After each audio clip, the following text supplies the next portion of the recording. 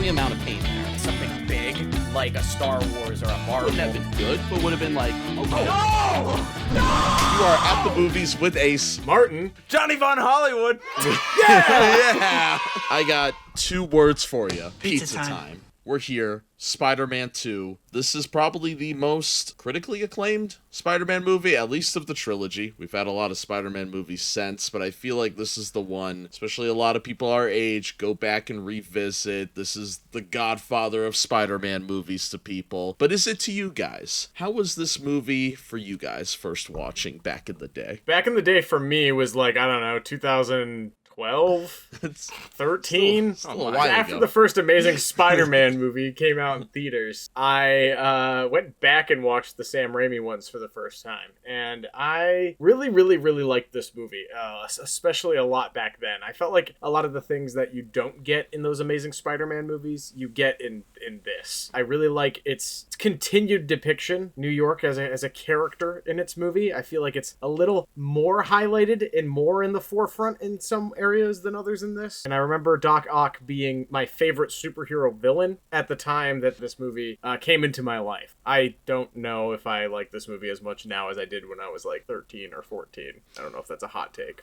We'll probably get into it. I had an interesting rewatch of it as well. JVH, how were you during the past, present, and future of Spider-Man 2 for you? Yeah, I mean, as a kid, I of course enjoyed the movie, but I remember a lot of people saying, you know, that was, especially for a long time, a lot of people were saying that is the pinnacle of superhero movies. And I never necessarily felt that way about this film. I like it a lot, but it's funny, we have now, all 3 of us have said something about this rewatch specifically. I feel like we have all learned something about our thoughts and feelings on this movie differently. And especially going from the first one straight into this one, I wrote down way too much about relationship issues in this freaking film. Yeah, only 2 years after the first one, Sam Raimi's back to direct, but the quality, especially you notice the quality shift, like, way more binging these movies, I've noticed. Like, the last movie, we kind of were like, this is still very much a Sam Raimi movie. I don't want to say it looks like a student film or anything, but it's got that feeling like this is like independent movie vibes in a big budget movie. This is a big time movie. I noticed even in Aunt May's house, you look at the first movie, it's very homey, very personal. There was a crazy shot in Aunt May's house where it was like slowly zooming in on both of them at the table, and I'm like, you would not have seen this 2 years ago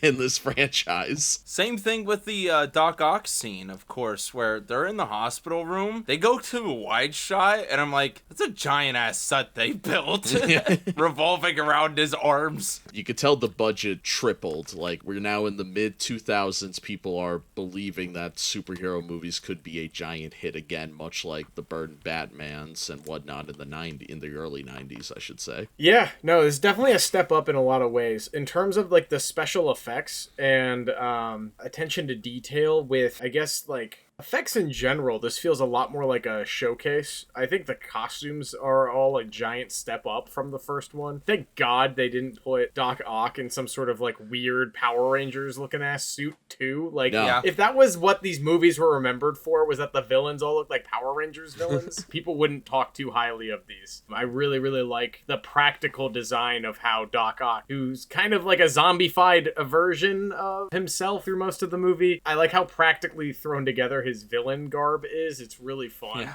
And it feels like something out of Darkman. Yeah. Something I noticed that I never noticed before with Doc Ock, as the movie progresses, his, like, especially you see it towards the end when you see, like, he's just wearing a coat and no shirt. There's, like, veins sticking out of his gut and, like, shit like that. Like he's becoming more machine than man. Sorry, Star Wars quote, but you get what I'm saying with that visual. I really liked in the film, too, that in of course, you guys are going to be talking about it with the Tom Holland films later on, I'm sure, where something that we have discussed before is the usage of course, Iron Man, Avengers technology that is at Tom Holland's hands and his villain's hands. In this film, though, something I realized that I thought was kind of cool that we just use as a glimpse, as a passing in the universe, is Doc Ock, when he's doing the presentation, he throws those arms on, and that's not even part of the presentation. His harnessing the power of the sun is. So I think it's cool that we went from the crappy knockoff Iron Man, the SpaceX Iron Man suit in the first movie, getting blown up by Power Ranger Green Goblin, to now seeing that, oh, the scientists in this universe are rapidly advancing their technology. Technology is now cemented in this universe. It's definitely easier to see, too, that Doc Ock wants, you know, his invention to, you know, create cheaper, you know, electricity for New York, and it's environmentally friendly, whereas Norman in the first movie was essentially making weapons for military and stuff and for wars. So this one, there was definitely more of a likability in the beginning, I felt, with Doc Ock that I never really noticed before. I feel like maybe because they're both like nerds, but I believe Doc Ock and Peter having a relationship more than Norman and Peter. Norman and Peter still feel like strangers to me in that first movie compared to this, even though it's only like 2 scenes with Peter and Doc Ock. Plus, it's a longer time period. We talked about the first movie, you know, all that stuff with introducing both characters happens within 20 minutes. This movie is kind of a day in the life of Peter Parker and Spider-Man, and then the Doc Ock stuff, the side plots are starting to come to fruition, because Doc Ock doesn't actually exist until the 35-minute mark, and it takes a bit longer to get there, even though this movie, I think, is only like 6 minutes longer than the first film. Boy, oh boy, is that one of my big notes about Spider-Man 2, and in general, I don't know how this movie's almost the exact same runtime as the first one, and somehow feels an hour longer, both in good ways and in bad ways, in very bad ways. I was so fucking bored late in the second act of this movie on this rewatch. I was like, oh, no. When the hell is Spider-Man gonna show up? I felt like a 3-year-old again. I was like, it's been an hour! What the hell is up with Spider-Man? I remember even as a kid rewatching this movie a lot. When it gets to the Uncle Ben dream thing, even as a kid I rolled my eyes. Like, we don't need this. I love how they retcon Uncle Ben's death scene 3 times in this franchise. One thing I do really like, and I wish more superhero movies would do this now, especially when you're setting up a cinematic universe that, you know, studios are obsessed with. Recap your first movie in the title sequence. I think that's awesome. Especially the art style they use, like very comic booky, but it looks like what a comic book would look like in this universe. If they came out with a Sam Raimi Spider-Man comic, I always thought it would look something like that. Yeah, no, totally. I like that art style a lot. It definitely stood out to me in a positive way. I also think one thing this movie does a little bit better than the first Spider-Man movie is that ensemble cast, that like the extra characters just kind of seems to grow. At least people are getting more screen time and are more recognizable. I think Elizabeth Banks gets 4 more lines in this one, so that's pretty cool. Donna Murphy's awesome as Doc Ock's wife. I wish she had more time. She's great. Yeah, we see Peter struggle with college, work, his weird friendship with MJ and Harry. Did you guys feel on this rewatch more siding with Harry, even though we know the awkward position Peter is in? No. The only character in this movie I find relatable is John Jameson. I feel like I'd be frustrated as hell if I was Harry as well. All you know is that you walked in on your father's corpse and Spider-Man's next to it, and your best friend is essentially a coworker to this guy and just refuses to say anything, and Peter's not helping by being extremely awkward about it. Okay, but Harry also doesn't hear him out once. He tries to explain. He's just Peter. Now, there's 2 you guys aren't wrong, but I have to say, Harry is right up until he gets drunk and he smacks Peter. Because up until then, he's still showing up to, like, his birthday party at Aunt May's. Like, Harry's still being a friend while still having this weird dynamic with Peter, which I do kind of admire. Can we take a step back, though? Okay, this birthday party scene. This is the catalyst of a lot of issues. Because, yes, the birthday party scene itself is awkward, but Harry goes up to him and he goes, "You still friends with Spider-Man?" It's like, I'm the photographer. I mean, people in this call have done photography gigs. It doesn't mean I'm friends with the guy. Wait, before that, Harry and Peter are talking while MJ is doing the dishes with May, less than 10 feet away, and Harry's like, "You know she wants to fuck you, right?" And I'm like, bro, she's right there. How is she not hearing this? So Harry has to get his Anakin Skywalker angst out for a second, where he's like, got "But the I still Anakin hate mullet." Spider-Man." And then right after that, MJ and Peter are yapping outside, and MJ's like, "My life is so depressing, and you can never show up to one of my plays." And then she's like, "But I think I still love you." And he goes, "I'm still confused about my growth or whatever." My And then growth. she turns around and goes, "By the way, I'm seeing someone now." MJ, why were you leading me on, bro?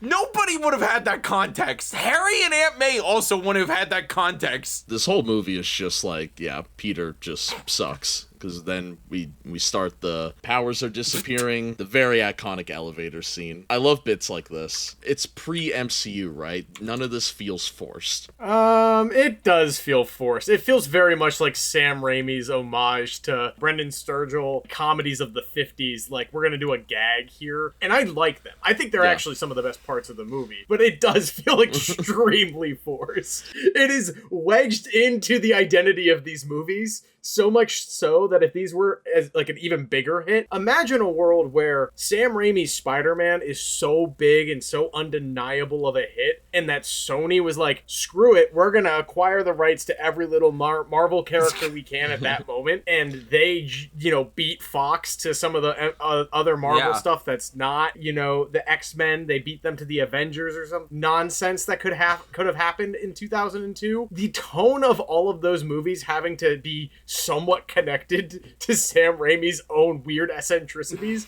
is a fun world I would like to live in. That universe's Captain America movie is wild. I think the whole movie is a Buster Keaton homage. Back in the day, there was even talks to try to get Wolverine in this universe. I don't know how you explain the X-Men universe into this universe, but they were really thinking about it. Throughout the weirdness, though, I do love the scene where Doc Ock becomes Doc Ock. Might be my personal favorite scene. I just think it's like set up like incredibly well. They just do the entire villain origin in that one scene. Like, Sam Raimi saw what he did with Green Goblin. He's like, I think I could do this with one scene. I think it's just a really well scene. I like that Spider-Man kind of jumps in immediately. That feels straight off of like comic booky. Yeah, I think it's one of the better scenes in the movie. In general, Spider-Man 2 is kind of held up by two really, really, really big scenes. And the first one is like the operating room when he has completely merged with the exoskeleton and is now a monster. And then, of course, the train sequence, which I'm sure we're going to do a whole 45 minutes on later.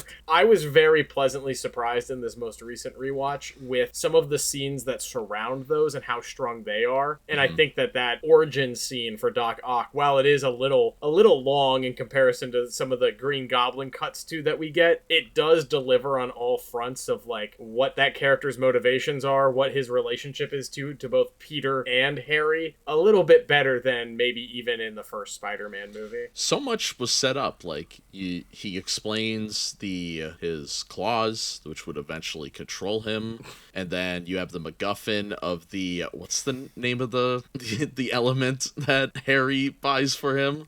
Is it just the Trident or something? They give it a really goofy name. Yeah, it's very Unobtainium. It's got the same energy as that thing in the Scooby-Doo movie in the first one. That's the little pyramid thing. Yeah, the little pyramid thing. That's also got a really goofy name. What a reference to pull out there for that. I feel like movies around that time just had some weird MacGuffins. Like, I remember them. So Peter goes to the show. Do you like that Bruce Campbell scene? Yes. I like all three of the it's Bruce funnier Campbell than scenes. I remember. This one's maybe my favorite. I like it better than the first. The first movie's iconic. I like this one, but the third movie's is the best. I just love the pacing of this one, where he tells him to tie his shoes and fix his tie, and then go, "Can I help you?" Like, Yeah. yeah, and he misses her show, and that's when we see my son, the astronaut, is dating her. And then a scene later, is that when the party scene happens? They get engaged? How long have they been dating? Yes, so the start of the movie at the party scene, she goes, "Oh, by the way, I'm seeing somebody now." I believe there's a 2-year gap from the end of Spider-Man 1. So they're all like 20, but they're all drinking and Harry gets drunk at the party. 20 years old and is like, Pete, you got to get your life together and everything. Yeah. Which I get it. Like, I understand. But she married an astronaut, which how old is John Jameson then? How many years of training do you have to be an astronaut? A couple. The last shuttle was in 2011, guys. That was when they started telling kids growing up, oh, well, you can't be an astronaut anymore. The pacing's a little weird because in terms of a time jump, it's almost 2 years since Uncle Ben had died. Yeah. But Uncle Ben dies 6 months before the end of Spider-Man, the first one. So it's been like a year and a half. Yeah, the only hint we have is, I believe Aunt May says it's been 2 years since Peter moved out, but he could have been living there for like a year after as well. But I guess he moved out, right after graduation. So yeah, I guess it is. Harry. I guess it is a year and a half, 2 years then probably. Yeah, so these guys are all 20 years old. No wonder why 20-year-old Harry is coping. He also inherited the $1 million Oscorp empire. And this poor guy. For a 20-year-old, kind of a cool investment. Wanted to do the environmental friendly thing, team up with Otto Octavius. Like, all right, Harry, I guess I'm on the Harry defense in this movie. I like how he's cheering for a fucking Pulitzer, or not a Pulitzer, a Nobel Peace Prize in the same way like New York is currently cheering for like a national champion basketball like win right now. He's like, he says it like 30 times in that scene, and it's like, yeah, dude, we get it. You want the Nobel Peace Prize, but you're also like 20 years old and just some like finance bro. Well, like, also let the scientists talk. And I guess we all know the classic line where he's like, I have nothing, all I have is Spider-Man. So in my mind, he invested everything into this Octavius project. That's why he got drunk at the planetary and got pissed off at Peter. Because also Doc Ock's like, hey, I'm not doing a student interview. I got a lot to work on. And Harry's like, this is my, I'm paid for you to do this, so you have to do this. Then when he walks away, he's like, see you in Sweden. That was his last thing to say to both of them before he's like, all right, start becoming buddies or whatever. And then at the planetary, he's drunk. He's like, I shouldn't have invested all of my funding into some crackpot scientist. I love that right after Harry assaults Peter in public, like not even a second later, you got the astronaut going, Mary Jane just accepted my proposal. Yes. I wish it was, like, if it was modern day, they would have had a proposal scene, right? Like, they would have done that differently. 1,000%. If anyone besides Sam Raimi directed this movie then, they would have had a whole proposal scene. John Jameson probably would have had, like, 3 more lines of dialogue at the very least, if anyone but Sam Raimi directed this movie. He says like 4 things total. But one of them is great because after MJ's like, hold on, bend over, and then wants to kiss him or whatever upside down, he goes, I feel like I'm on the moon again. And she doesn't even give a shit. That was a great line, John. Some of these MJ lines specifically I noticed in this movie are very like 1950s movie. I should have wrote down the line. There was one that was like, this is so cheesy. This is like incredibly cheesy. My favorite MJ line I wrote down was, you can't get off if you've never got on. And I was like, that's a good one, MJ. That's a good one. Oh, it's when she's coming out of the theater and the astronaut is like, are you hungry? And she's like, starved. And she said it like she was like Marilyn Monroe. And I'm like, what are we doing? We're watching The Great Gatsby. Sorry, can we do another take of that? Like,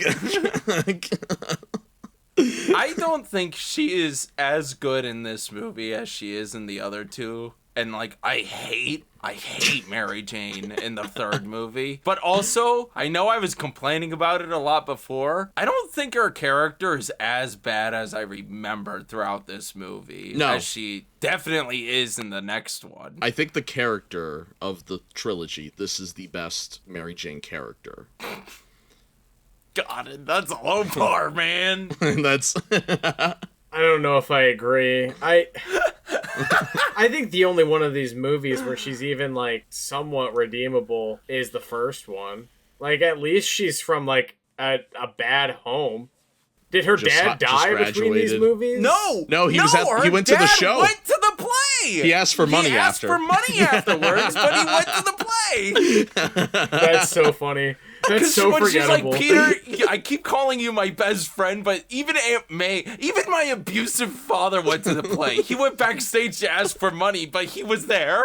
And I was like, damn, I am on MJ's side, I think. This movie's adaptation and portrayal of Peter Parker is my least favorite thing in all of these movies. He seems like such an asshole. And it's like, how come he can't even deliver fucking pizzas on time? He is Spider-Man. This man is not functioning at all in any aspect of his life. He's like failing out of school. He like smells bad. No one likes him. He can't keep a girlfriend or even start a relationship. And he's like not doing anything. It's not like he's like so busy fighting crime and like running into enemies, as he calls them. Like, he's just some weird schizo guy who sometimes dresses up as a spider and then can't commit to anything. He's horrible. I know 8 million people live there, but was he really that busy where there is a Spider-Man level threat like multiple times a day? If so, it would be great to fucking see them in this movie instead of a scene with him and Mary Jane talking in a dark street for the fucking 30th time. We don't get to see Spider-Man do any cool shit in this movie except for like 2.5 scenes. Like the car chase scene that he ran late for, I feel like was under control. I don't think needed Spider-Man. Well, not only that, but when they're walking out of the theater before, he's like, oh, I finally came to your play or whatever. He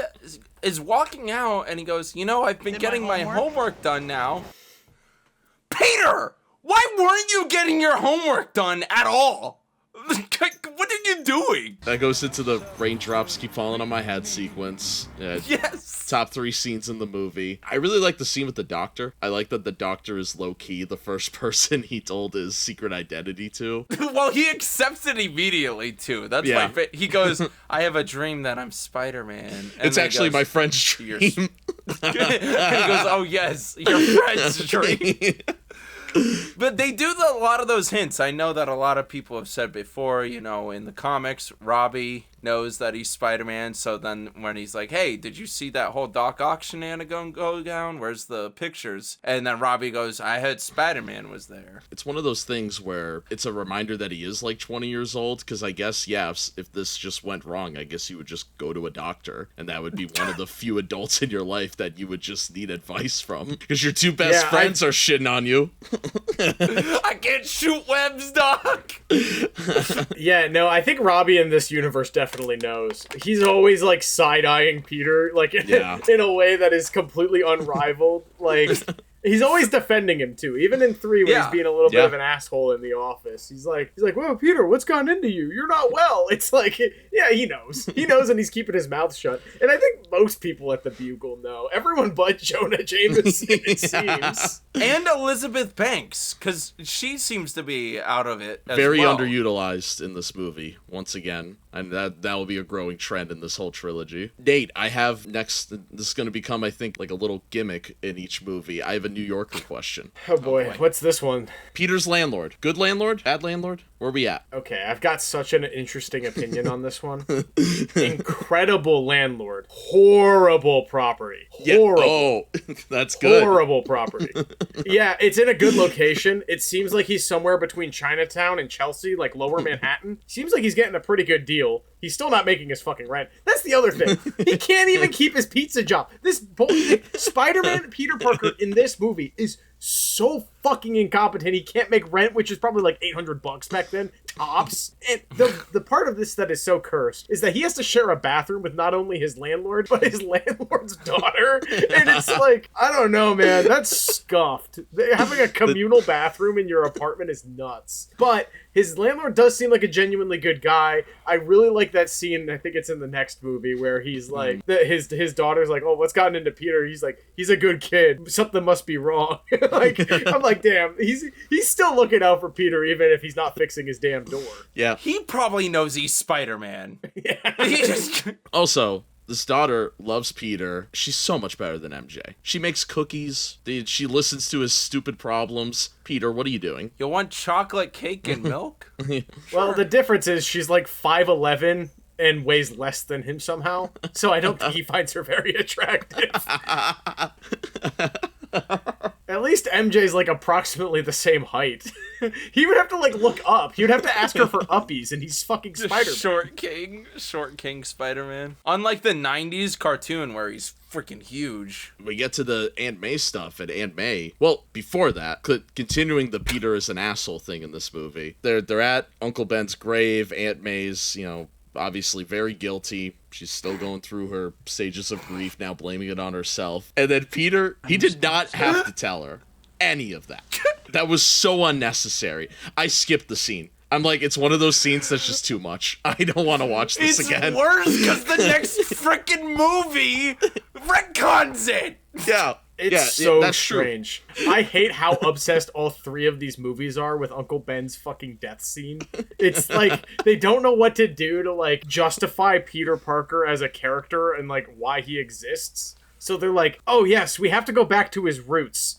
His uncle got killed. How can we change that in some way? How can we make him like fess up to it in some way? Or how can we determine his entire worldview based off of that happening? It's one of the weakest things in this whole script. Second only to like, Mary Jane and Peter's romance just being awful in all three movies. Nate. Because once again, the point of the Uncle Ben thing is it could be like it's a random carjacking and killing in New York. Wow, big shocker. Like, wasn't that the whole point of it and then, like you said, Sam Raimi started doing the Batman thing where every movie has to go back to, oh, well, his parents died. We know his parents died. We know Uncle Ben died. I thought he would feel more guilt in this movie about Willem Dafoe, Norman Osborn dying than the Uncle Ben guilt coming up again. It would have been so much more thematically stronger if both Harry and Peter were, mourning the death of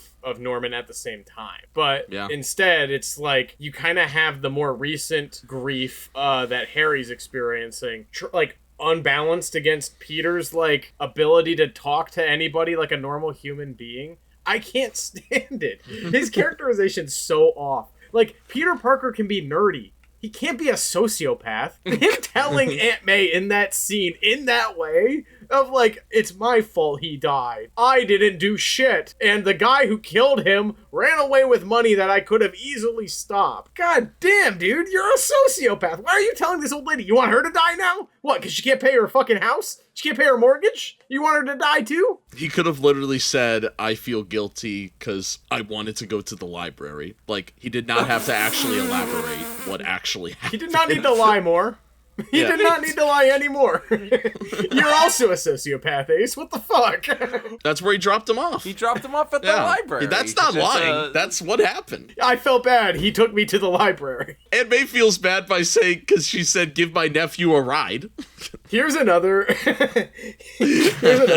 element to that scene that is really uncomfortable. Even in this confession, he doesn't feel comfortable enough to tell her he went to a pro wrestling event. And that says a lot. He's like, he took me to a place where I could make money. Like, her head's probably like, he pimped you out? Yeah. And that's not pro wrestling, a place where you can make money. But No. It's things like that, like the whole back and forth with MJ where he talks to her when he doesn't have his powers, and he's like, I've changed, I want to give this a chance. And then, scenes later, they're at the coffee shop or whatever, and he's like, I've thought about this again too. No, I'm not interested. And I'm just like, holy shit, this is worse than Jim and Pam. It's like multiple seasons of a sitcom romance in one movie. It's horrible. And I feel horrible because, like, both of these actors are clearly capable of more, and this movie has about 5 things it could be focusing on instead of that. But for whatever reason, and it was probably to try to appeal to a larger audience, like, honestly, like, I think these movies have an element of a chick flick to them. Yeah. Yes. My mom loves these movies. Yeah, so does my mom, which is crazy because I'm like, you hate superhero movies. Why do you like this one? She's like, oh, I like MJ. And I'm like, why? She's like the most two-dimensional character ever written. She's written like a love interest in a 1960s movie directed by a man that doesn't pass the Bechdel test.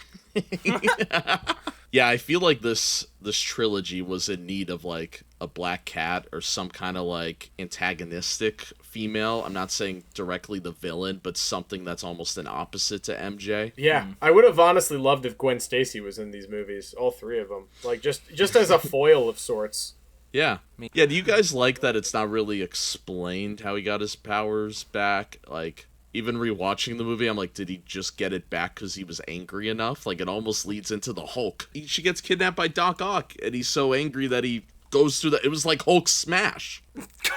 He did go through the friggin' thing. I mean, the whole thing is, regardless if it's hope, if it's like the spirit, like, of the venom bite somehow, or the spider bite somehow reignites in him. Doesn't matter what it is. The whole thing was in his head. He's having erectile dysfunction this entire movie, and I think it's really boring. I think it's super cheesy. And it's not like we've seen enough of Spider-Man at this point to where half the movie should be him choosing not to be Spider-Man because his powers aren't working as well. Like that, we're too early into this franchise for that. That's a great third or fourth movie gimmick. How late into the fucking Superman movies? That's the third one. Why are we doing this now? It's funny he throws out the suit in this because I could be completely wrong, I think John will know more. Doesn't the end of the leaked Spider-Man 4 stuff end with him throwing his mask in the Hudson or something? He was gonna do it again in the fourth movie. And if that actually happened, I'd be like, we just did this 2 movies ago. Yes. Sam Raimi just seemed to be obsessed with the idea of Peter Parker giving up Spider-Man for a little bit. There's only so many directions you could go into that, I feel. This one went into a kind of a comedic direction with some stuff that I did enjoy, but I don't know, I just didn't feel like it really landed the plane, and the powers just come back because it's the third act, he needs his powers. Well, also, the whole time he doesn't have his powers, I mean, technically throughout the whole movie, Peter's arc is him just being Ross from Friends. I really feel like that is really the good closest analogy, match actually. that I got, where I don't know, man, he doesn't, and like, this just goes back to what Nate was saying earlier. He doesn't do anything, really. And then when he doesn't have his powers, it's like, oh, I'm glad you got your homework done, but he still doesn't have a job. He's not getting paid for taking pictures of Spider-Man, who is gone, you know? And then you have JJ dancing around in the Spider-Man suit.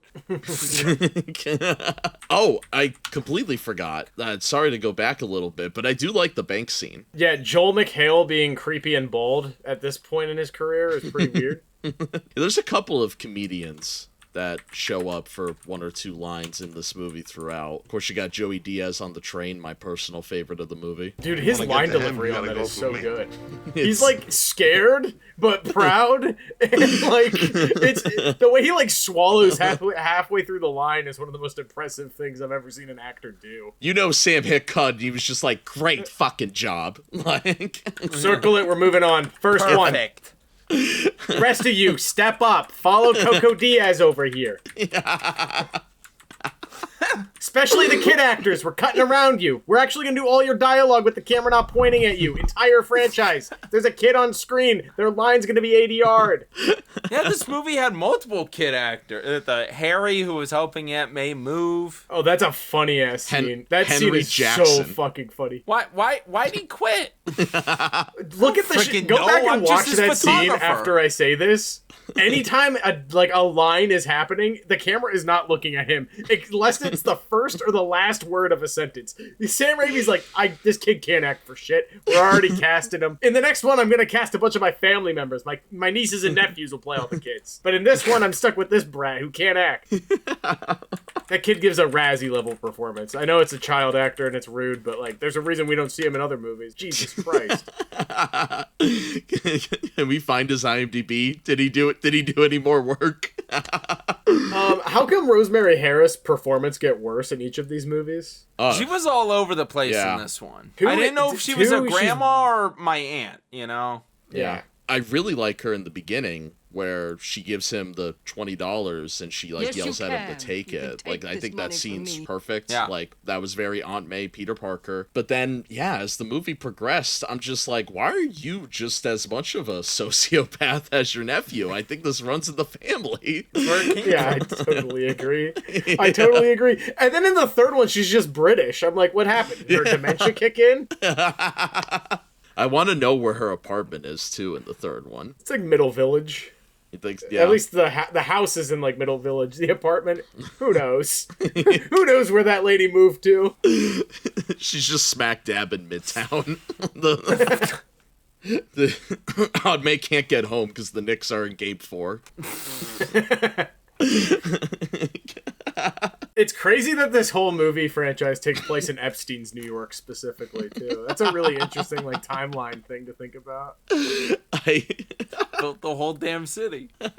When it comes to Harry and Doc Ock, that felt very comic booky, where, you know, it was just these two, they form an agreement, like a very simple, like, give me Spider-Man, I'll give you what you need, like, straightforward, to the point, didn't overcomplicate it. I love that. There's and I'll mention it in 3, but I like when Raimi does shit like that. He does that with Venom and Sandman, where they're like, hey, you don't like Spider-Man, why don't we both just team up? Like, it's just basic comic book, like knowledge, like, just like, yeah, why wouldn't we do this? So I have to say, the pacing from that scene through the rest of the movie, though, everything's so quick, and I believe it's like 45 minutes or 40 minutes of it, but like I just feel like the pacing that I missed from the first movie really kicks off when Harry's like, kill Spider-Man, don't hurt Peter, kill Spider-Man though. Well, he says that way too fucking late. He's halfway down the fucking building. Yeah, he did not hear that shit. He's like, don't hurt Peter. Oh yeah, but spare Peter if you can. I don't know, maybe. Then don't even worry about it. They're probably the same guy. From that till the end of the movie is the Spider-Man 2 everybody loves and talks about. Yes. It is an incredibly strong last quarter of the movie, I feel. Yeah, and if I was a kid with a DVD player and the scene selection feature, that's where this movie would start for me. Yes. Yep. Exactly. Yep. I totally agree. I think that's why this might be the most fucking overrated superhero movie of all time. I mean, it's really 45 minutes of this movie that people like. The first hour and a half of this movie's rough. Which? I know you guys are gonna talk about it, but that is how I feel about No Way Home. I feel that when the 3 Spider-Men are there, I'm like, oh, this movie's paced great, this is real fun. But the hour before it, I'm like, what the hell am I watching? I have the same exact sentiment. They seem to really struggle with, like, not landing the plane, lifting off the plane. Like, we could land the plane fine. Can we not talk about planes in this era of New York, please? You see, that's why The Amazing Spider-Man are my favorite, because they're pretty competent movies until they get to the superhero stuff, and then you're like, what the fuck am I watching? It's like the opposite of the rest of the Spider-Man movies. Like, the Amazing Spider-Man 2 is not all that bad, but, like, come on, what the hell is happening? The moment Electro's blue and the moment that Harry Osborn Jr.'s on a hobglider for some reason, you're like, we're done here. Pack it up. Yeah. Why is Martin Garrix playing right now? What the fuck am I watching? Wow. I think the train sequence is probably in my top 10 set pieces that 10-year-old me would say, hell yeah. Like, it's up there with Mustafar, it's up there with Jack Sparrow versus Davy Jones. Like, this is just, like ace cinema right here of, like, things I grew up with that I just rewatched over and over and over again. The Ed 209 testing sequence in RoboCop. Yeah. All right, Nate. You gotta tell us about where the hell do you think this train goes? Okay. This is I love the theories on what the hell is this train's route. Great Lego set piece. So it's really, really odd because it seems like the start of this train is somewhere in Midtown West. Therefore, I'm like, oh, this is where the L used to be, or like the elevated train in Manhattan, which hasn't been in service since the 80s, but they're geographically gonna put it there. The big problem is in like 4 blocks time, they're somehow over the Hudson River. Which, okay, but how did you make a right and then end up so far away from the Hudson River if you're starting on the west side of Manhattan? So that makes me think, oh, this is somewhere on the east side. There's never been an elevated train on the east side, but whatever. We'll just pretend that there was. So is this in Long Island City? Are we pretending that the Broadway Avenue bound trains are elevated in this version of New York? It doesn't make a lick of fucking sense. There's no place where this makes sense in Manhattan at all. I have no idea where it's supposed to be. That sequence starts, and I'm always like, so Doc Ock and Spider-Man met up in Chicago and fought there. It's so weird. Even in the video games, which I would have brought up later, one of the greatest movie tie-in video games is the Spider-Man 2 game. And the bridge is also, I think they just put it in, like, Midtown. And I'm like, this makes no fucking sense. And, like, I think, like, it's, like, by the Empire State Building and everything in the video game. Like, this is just goofy. It is funny, too, because in the last episode, we praised how much of a love letter it really is to the life of New York City. And then they really went into this movie and was like, no, we're just doing what we think will look cool. A little ahead of its time. I mean, honestly, where that train sequence takes place now looks like Long Island City. It just didn't look like that back then, which would make sense because that's halfway to Queens from Midtown to where Aunt May lives. Like, it would kind of geographically make sense as a place where Doc Ock would attack him. However, it wasn't developed like 20 years ago when they made this movie. So that doesn't really make any sense. In terms of like the love letter to New York and like the geography of it all, this one's definitely a step back. But I think that train sequence, one of the things that people love so much about it is that like sense of New Yorkers coming together, being a part of a team in the same capacity that Roosevelt Island cable car sequence works in the first one. Well, they give the fucking conductor a whole bunch of bits. He's doing a whole comedy routine behind Peter Parker while he's trying to stop that train. The worst part of the sequence, yep. I'm like, did people remember this when they said this is the best scene in any superhero movie? Because you've got this hokey ass fucking train conductor being like, no, the thing doesn't fit. Well, look out there. I'm like, am I watching the fucking Polar Express right now? Can we stop? Good comparison. I just thought of this. Is it possible they created something that's not in New York as a set piece because we didn't want to destroy something in New York only 2 years after, perhaps? It's very possible the more I think about it. It just felt a little early. Yeah, it also feels a little like retro-futurist too, which totally fits with the rest of the movie's vibe of these like 60s kind of inspired characters in a modern setting. But like the concept of the elevated rail in Manhattan, it looks like concept art and the line's not finished. So it feels like it could be this like, oh, almost like this is what could have happened in New York if we only let women say 10 lines in a scene. And, they could only be actors or waitresses and nothing else. I always have a butterfly effect with this scene, too, because I always think, like, the middle of the bridge breaks. But no, that's The Incredibles, when Mr. Incredible saves the train full of people, I believe the same year as this. Isn't that what Superman does in one of the movies as well? Doesn't he lay down on the train tracks? Yeah, I think believe so. Yeah. Would you want an elevated train track in New York, Nate? Do you think that gives any value to anything? I can't believe half this episode's about the elevated train in Manhattan. There are elevated trains. There's a ton in Queens.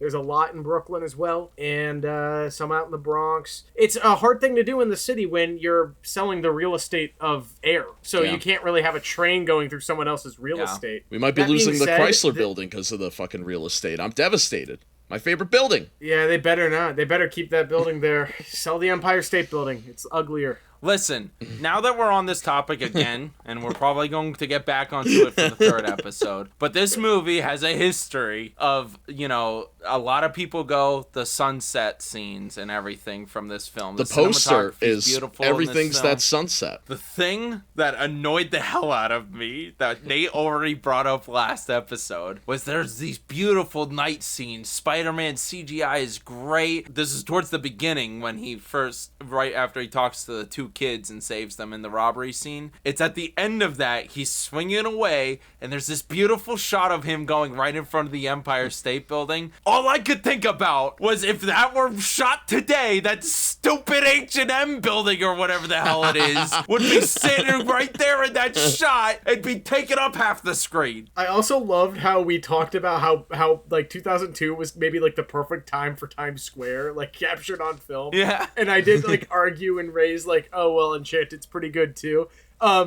I lied. 2002 was better. 2004 fucking Times Square looks like shit. They started to have like the LED screens, but the pixels are like the size of a quarter or bigger, and you're like, oh no.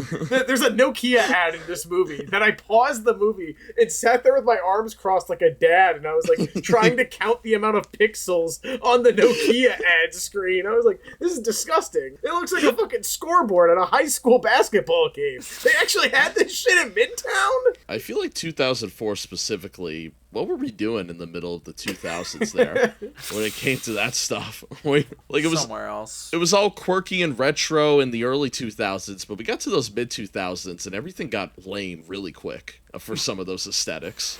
Anything to add from the train sequence itself, JVH? I know you're a big fan of it. I like the train sequence. I think I like the train sequence. Goes on a little bit longer than I remembered. It's the true final fight, because, kind of beats the shit out of Doc Ock later on. Well, after that, when they're at the warehouse, that scene's quick. Yeah. I forgot how quick it is.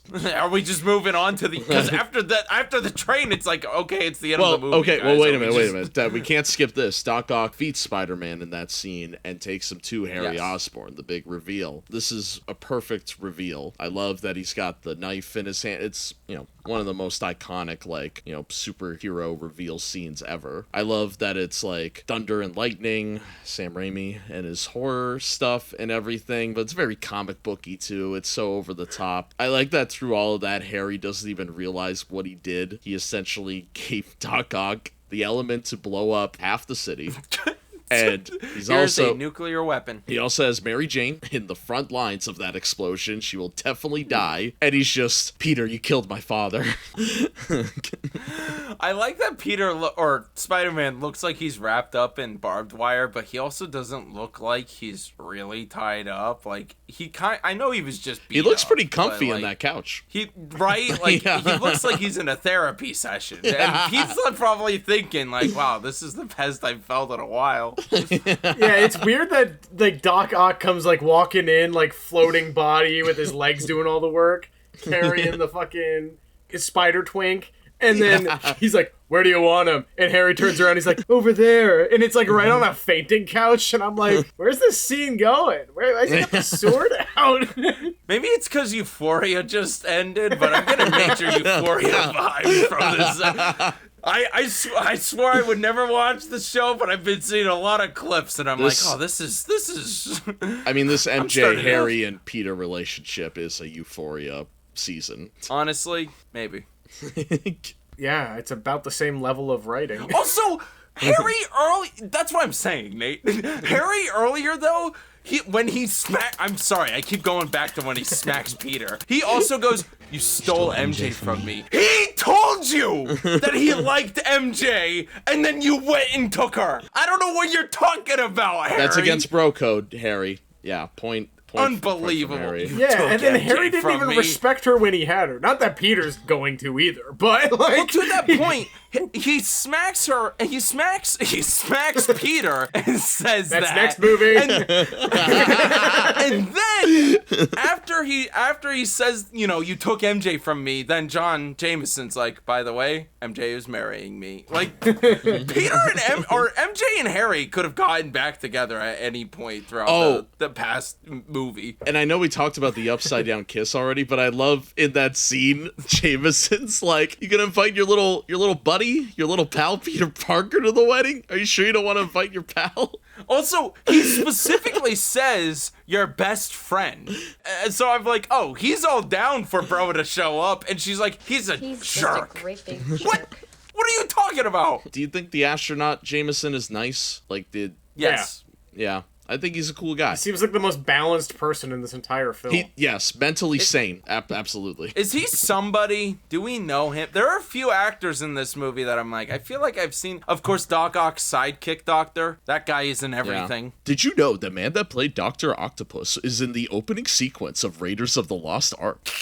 I love the casting of the villains throughout this trilogy. You go from Willem Dafoe to Alfred Molina. Some classic. All classically trained actors. Yeah, classically trained. And no disrespect to Topher Grace, I think he's very talented, but we really shifted because We're gonna get there in the next episode of our show, Yes. but I've got some opinions on Topher Grace and Spider-Man 3. Yeah. I will say, just to follow back, I'm doing a little bit of super lazy research here, but Daniel Gillies, who plays John Jameson, mostly a TV actor. He's probably best known for being in Vampire Diaries, but he's a Canadian New Zealand actor. Did a lot of shows down there. He's both the Vampire Diaries and its prequel series. Hospital show called Saving Hope. Did a little bit of movies in the early 2000s, but I like found my his niche TV on actors. Yeah, That's how I recognize all those guys. This daytime television back in the 2000s, and it's like, hey, he's in the Spider-Man movie. Like Mario Lopez or some shit. So the fusion reactor's going. Doc Ock's main goal is to blow up, and Spider-Man confronts him. Why is Okay, I have two important things about the MJ capture thing. Why is she chained up like she's the Hulk? And why is she soaking wet? Like, I know why from a movie perspective, but what happened in that time frame before? I would like to think that MJ was also just annoying Doc Ock as much as she was the audience. So he decided to waterboard her in the fusion reaction. One of his claws just dunked her ass into the water. Dude, when she starts whistling at him, I'm like, bitch, are you trying to die? What are you doing?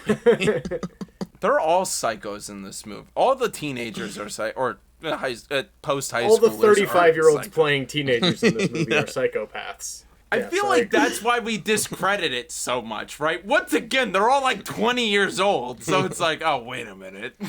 No, that's a good point. I don't think Sam Raimi had any intentions with these films of like making these characters feel like the believable versions of. Yes. Like there's no sense in grounding this in reality for him. He's like, it's a comic book, whatever. Canonically they're 20, but they can act like they're simultaneously 12 years old and 35. And I mean, obviously that's the reason I don't think any of the relationships between these characters really works. I do really like in this scene the payoff with Doc Ock kind of breaking the Neuralink, which they literally call it that in this movie. Yeah. Just wanted to throw that out there. He's able to break that connection, and Peter is able to like entice him to stop listening to his stupid arms for a second and to dismantle the thing. It's cool to see the villain do the self-sacrifice thing. I feel like this was early in the superhero trend of like the last act, the villain's actually doing something heroic. I think it's way more effective than what they did with the Green Goblin as well, where the Green Goblin was like, oh, he's still the Goblin, time's up, Spider-Man, but then essentially sacrifices himself, I guess you could say. But this one was deliberate.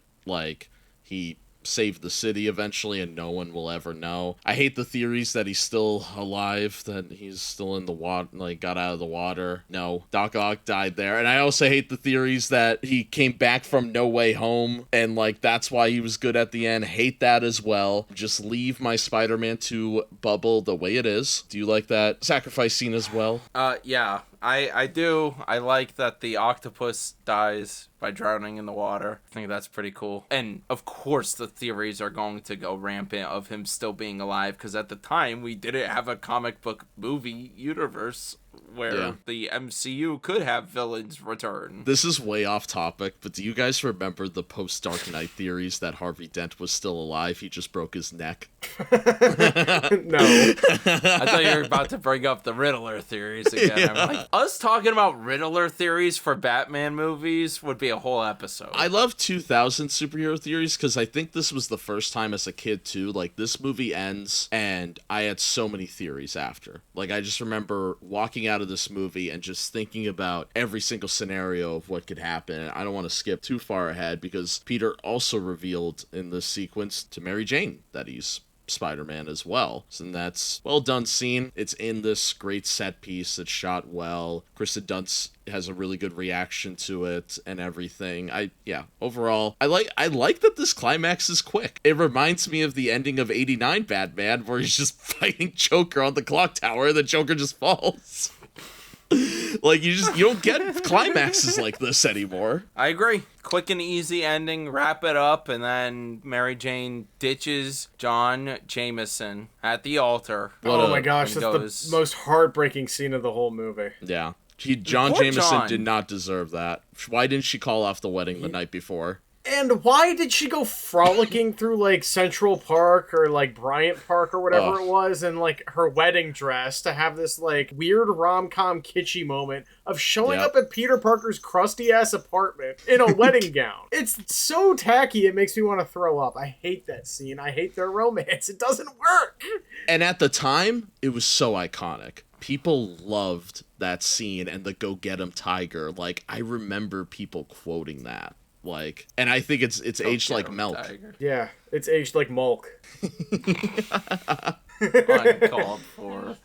And they decide they're gonna be together. We think we're about to get the final swing, but Harry is back at the mansion, and we do get Willem Dafoe in this movie with a little mirror vision. I don't know what you call it. I guess it could be the Goblin playing tricks on Harry, right? I like how all of the characters that die in the first movie are in 3-picture deals because they keep adding scenes of Uncle Ben's death elaborated. You're It's right. really fucking funny. There's also flashbacks with Willem Dafoe in the third movie in the next that are movie, original yep. footage. It's so fucking weird. Yeah, I do like that mirror sequence with Harry, and it's probably like in the top 10 best scenes of this movie. When he breaks the mirror and walks in and sees the goblin stuff, I still get goosebumps. I remember when I was a kid, still freaking out. I thought at the time Harry would become the hobgoblin, but that's a story for another time. Instead, he became a snowboarder, but I digress. Credited as New Goblin. They weren't even cool enough to spell it N-U Goblin, like new metal. It's N-E-W Goblin. Oh, if he was N-U, New Metal Goblin. Oh my god. That's so stupid. That's awesome. I would wear a New Metal Goblin t-shirt. It's got to be one of the best, like, sequel baits ever. I mean, yeah. I mean, it was so clear that, like, there was at least a third Spider-Man movie coming. Like, I remember as a little kid, you couldn't even avoid, like, Spider-Man merchandise, toys. The toys at McDonald's, I got, like, one of the cheap little web slinger things. I had that as a kid. That was awesome. The Happy Meal toys were lit. Like, this was everywhere. And I do think... You mentioned the video game earlier. Being one of the first, like, open world superhero games was, like, a really big deal. It expanded the universe, too. We got to see what the Raimi Rhino would have looked like and other characters. Like, I love that stuff. This really was the first, like, it felt to me like expansion. I think it's the biggest reason why millennials and Gen Z like this movie so much. Like, those of us that were there playing those games and being in the zeitgeist, it's because the merchandising was, like, only rivaled to that of Star Wars. It's nostalgia. The rose-tinted memory of this movie being the last 45 minutes for 2 hours is pretty fucking awesome.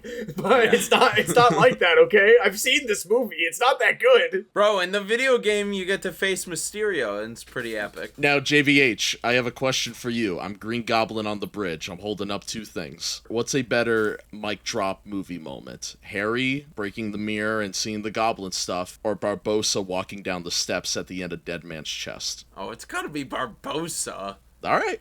Right? Barbossa came back from the freaking dead. It was kind of insane. There's, like, no context of why would Barbossa be back in this franchise. I want to see a fan edit with that one song, like, I Feel the Rush, with him coming back to life with Barbossa, because his name's Jeffrey Rush.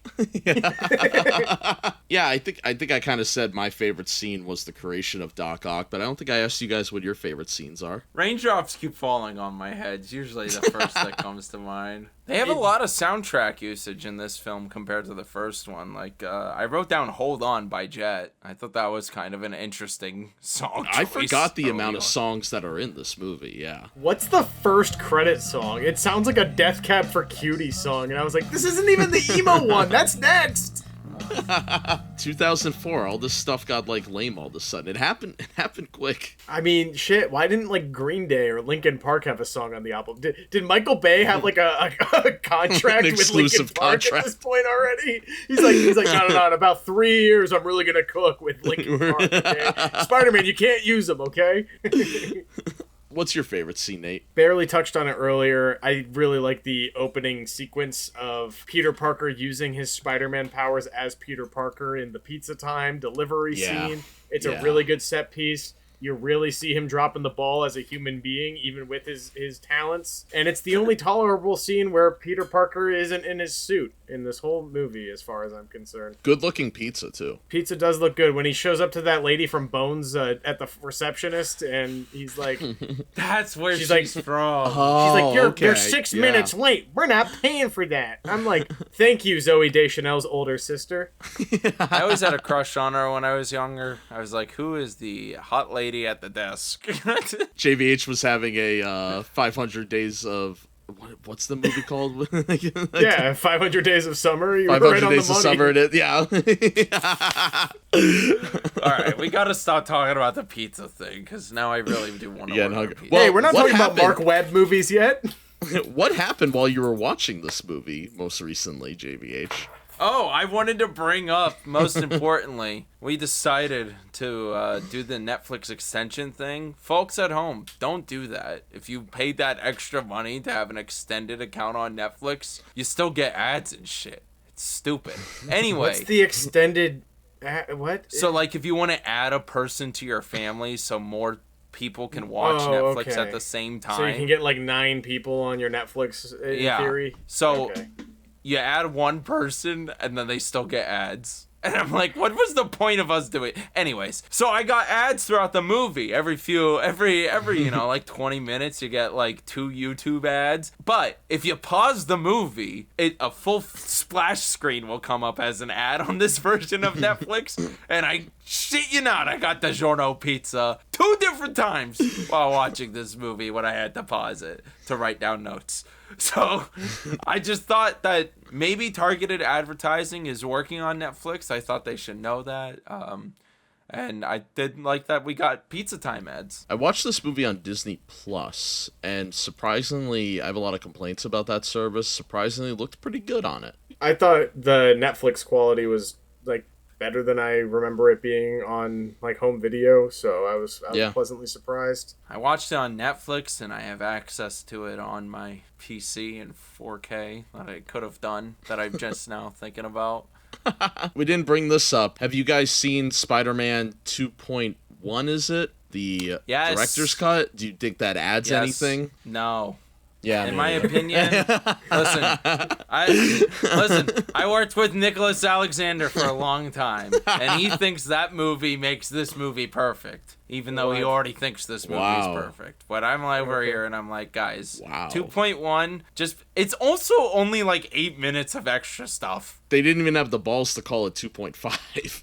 Yeah, I mean, I really love that Sam Raimi had a director's cut before Zack Snyder. Sam Raimi's not the type of filmmaker where he's like leaving a lot on the cutting room floor, so to speak. Yeah. Sam Raimi's a very economic and smart filmmaker. He's not going to Yeah. waste time shooting stuff that's not going to make the final cut. There's definitely like lost concept art and like lost ideas that I'm sure between these movies. I mean, just having a Dr. Connors character in all 3 is like something that's like, they were what a going to tease. get somewhere. I don't need this movie to be any longer.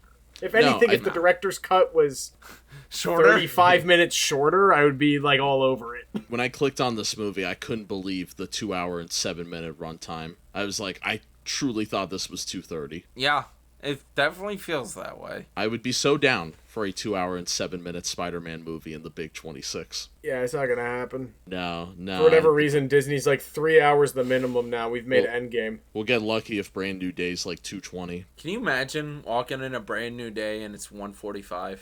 I'd stand up and clap right there. That's a 3-star minimum right there already. Like, speaking of, what do you guys have this on Letterboxd? Has it been updated since this rewatch? This more critical No, rewatch, because I I would say. finished watching it 20 minutes before we started recording.